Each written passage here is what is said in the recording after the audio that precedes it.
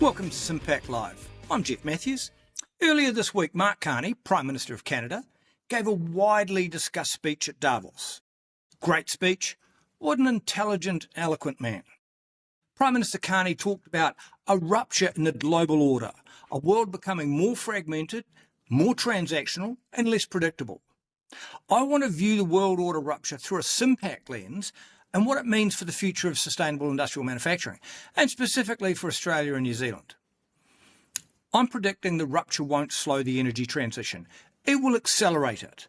The energy transition and electrification are the biggest decarbonisation drivers across all industrial manufacturing. And here is my reasoning. 2 points, actually. The rupture, as described by Mark Carney, will drive energy independence, and energy independence accelerates the transition. In times of geopolitical stress, historically energy gets weaponised. Fuel imports become volatile, supply chains feel fragile, alliances feel conditional. Price shocks carry a political risk. In that environment, energy independence becomes a national priority. Here is the thing. Every country can now build renewable energy. Renewable energy sources are a widely available global commodity. Not every country has fossil fuels, and in fact, only really around 15 countries are actually energy independent. Once renewables are built, energy falls outside geopolitical leverage. That's why renewables offer the only realistic path to energy independence for most nations, particularly when allowed to be distributed. To give you an idea of how fast renewables can be rolled out, in the 2025 to 2026 financial year, Australia is on track to add around 450,000 household battery systems. That equates to approximately 11,500 megawatt hours of storage capacity and around 3,800 megawatts of instantaneous power capacity, added behind the meter in one single year.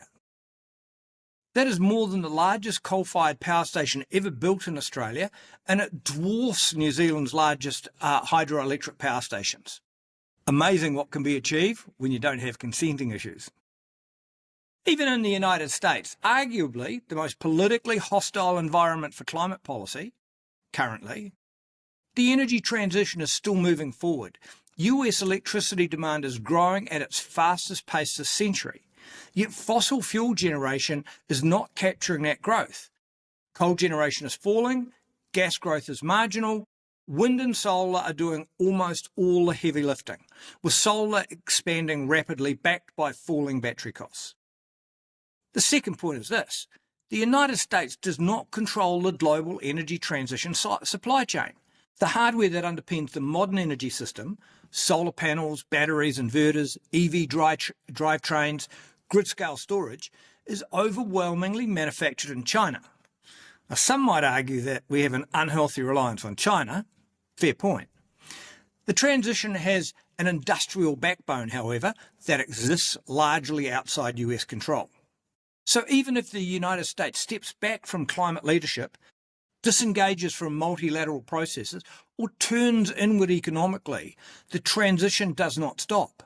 The system roots around it. The US doesn't freeze the transition. It forfeits influence over it. And some may argue that this happened by 1,000 cuts over the past decade anyway. As important as Mark Carney's speech was, the day after his speech, China's Vice Premier addressed Davos as well. While the tone was very different, the conclusion was not. China framed the energy transition not as a moral project, but as an industrial one, focused on manufacturing scale, energy security, and long-term economic growth. He described clean energy as a source of new growth momentum and made it clear that China intends to keep expanding its capacity to manufacture the systems that power the transition, for its own needs and for the world's. In other words, the transition isn't waiting for geopolitics to stabilise, it's being industrialised. So what does that mean for sustainable industrial manufacturing? Well, it matters because decarbonising and electrifying the energy system removes the largest source of emissions across almost all industry, from agriculture and mining through to processing and advanced manufacturing.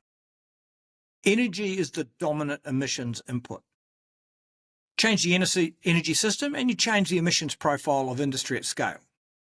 Lastly, I want to talk briefly about why, for Australia and New Zealand, this rupture doesn't come as such a shock as it has to Canadians. And this is where I gently say to Mark Carney, you're absolutely right, but in some ways you're 50 years late to the party. Canada's economy is extraordinarily integrated with the United States. More than 75% of Canadian exports go to the US. The past year has been an economic shock, so significant in magnitude that it is personal to Canadians. We completely understand the betrayal and the confusion felt the moment you realise that somebody you looked up to as a big brother, but always knew was a playground bully, suddenly turns on you. Australia and New Zealand learned this lesson the hard way over 50 years ago when the UK joined the EEC and left our economies stranded. Australia less so than New Zealand, which had over 50% of its exports going to the UK.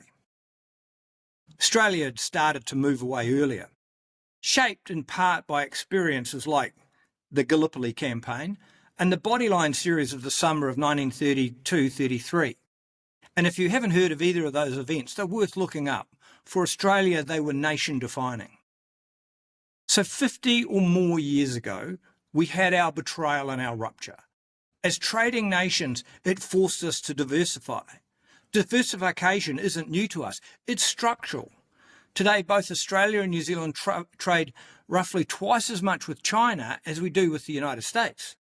China is our largest single trading partner. And if there's a serious critique of our trade position, it's not that we're beholden to the US, it's that China may now take too large a share of our trade.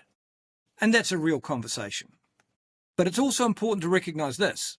Australia and New Zealand are trading nations. We produce far more than we consume, and we have always had to sell to the world to pay our way.